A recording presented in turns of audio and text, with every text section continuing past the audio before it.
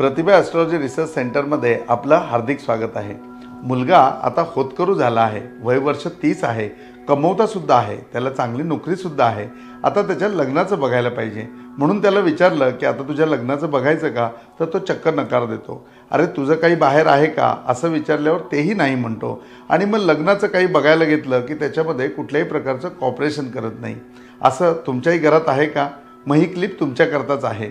Astrology असं सांगतं की अशा वेळेला ज्या वेळेला घरामध्ये मंगल कार्य ज्याच्या बाबतीत घडवायचं आहे त्याच्याकडनं जर आपल्याला कुठल्याही प्रकारचं कॉपरेशन मिळत नसेल तर घरामध्ये सर्व कार्यसिद्धी यंत्र लावावं। सर्व कार्यसिद्धी यंत्रांनी घरामधलं वातावरण पूर्ण मंगलमय होतं।